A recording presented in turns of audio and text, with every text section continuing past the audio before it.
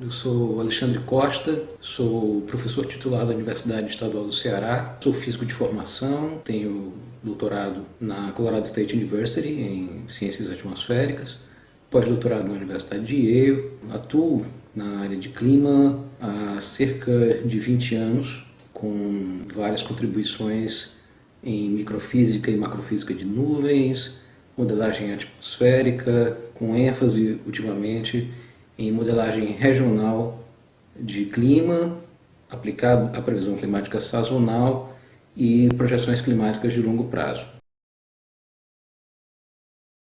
Mas então, recentemente, num certo canal do YouTube, uma pessoa da USP, Geografia, apareceu com várias afirmações que são flagrantemente falsas sobre a questão climática. Houve uma afirmação de que das mais de 100 mil geleiras existentes no mundo, só se teria dados de 40 delas.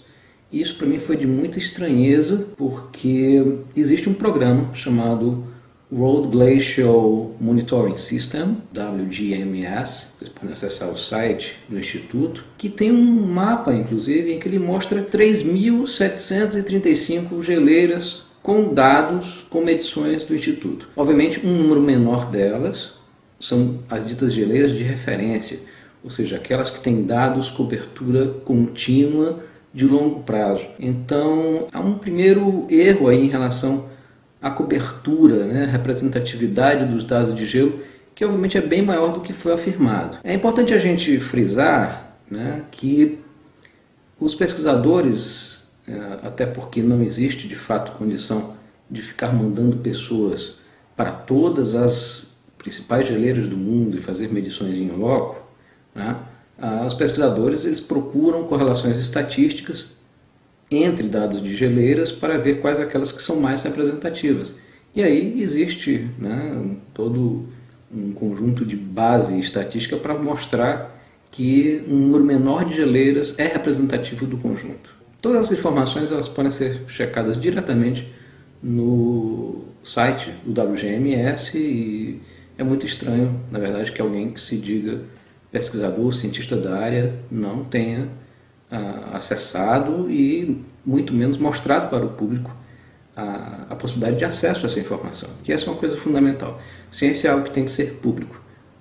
Então, nós vamos mostrar sistematicamente nesse vídeo todo como você pode acessar diretamente as informações. Acontece que além do WGMS, existem hoje outras ferramentas. Existem as ferramentas de sensoriamento remoto, o GLIMS, que é o Global Land Ice Measurements from Space, que nos fornece dados de geleiras a partir de satélite. E aí veja, obviamente, de satélite você tem apenas informações parciais e indiretas, você tem imagens, eventualmente dados de batimetria, de altitude, então você pode avaliar a espessura das geleiras a partir daí. Mas é importante que a gente frise que os dois conjuntos de dados são sempre sistematicamente comparados, validados, o dado de satélite é sempre validado com as observações locais. E o que é que os dados do GLIMS mostram? Nós temos aí, desde anos 60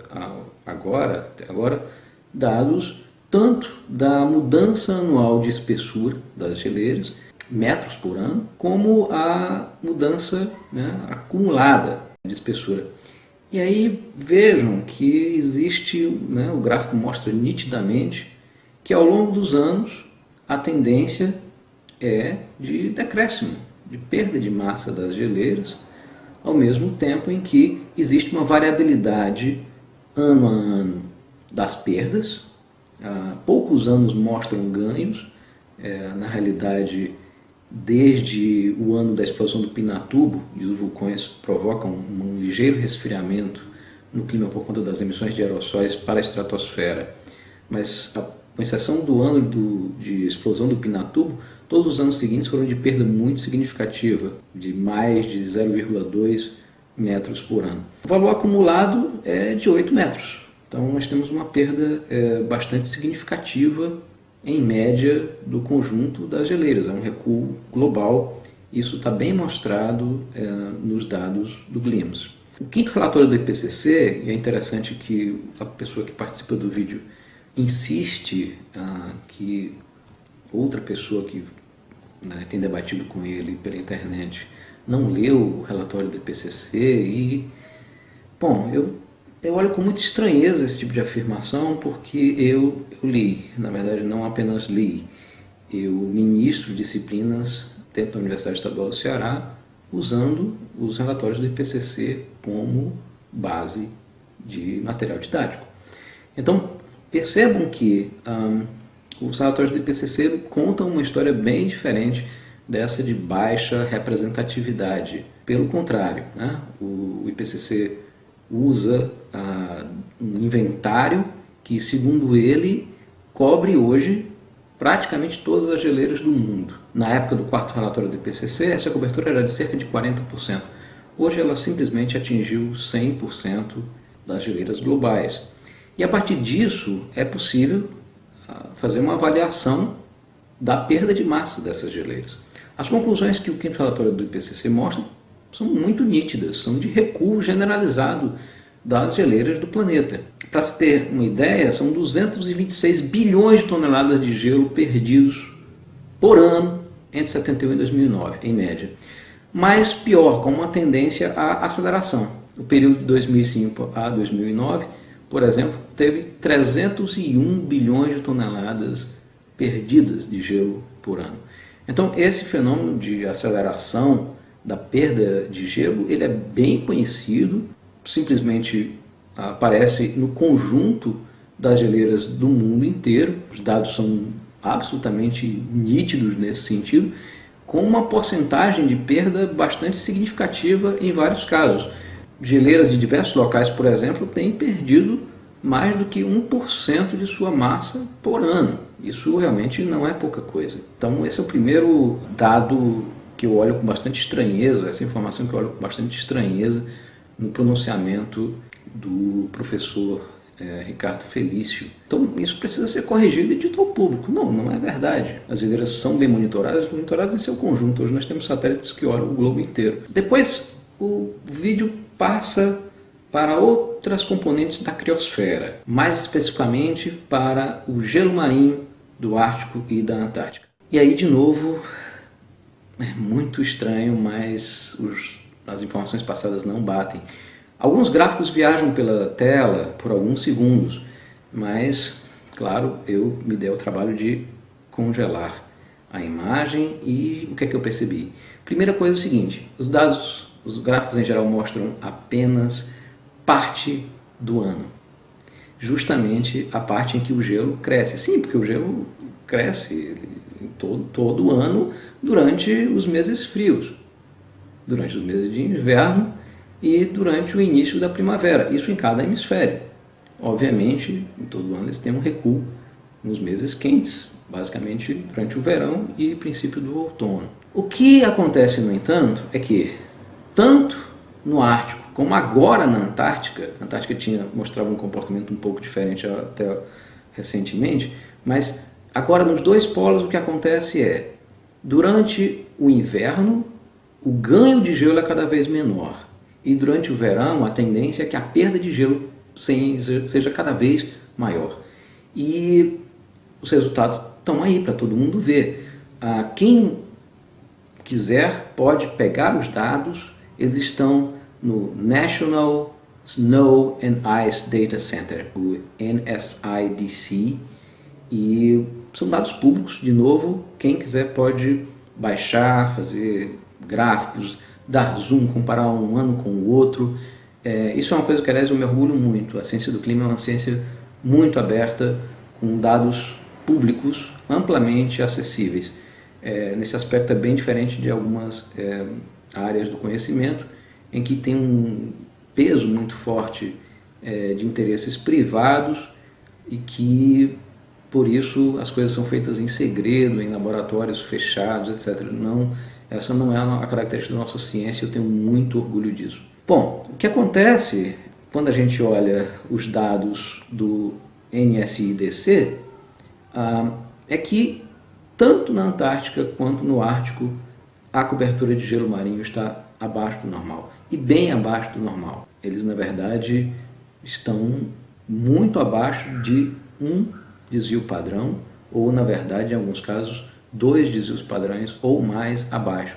Isso é visível, né, em todos os gráficos que a gente percebe quando a gente compara os valores atuais com as médias, por exemplo, a mediana de 1981 a 2010, que é tomada como referência nesses casos. O mais interessante é quando a gente junta os dois polos, né? A perda de gelo marinho, que é tão significativa no Ártico já há várias décadas, e um sinal importante que agora apareceu na Antártica, também de perda significativa de gelo marinho. Quando a gente junta os dois gráficos, o que acontece é a área de gelo global teve uma perda muito significativa. Fácil de perceber isso, especialmente quando a gente olha para novembro. E vejam, não é pouca coisa.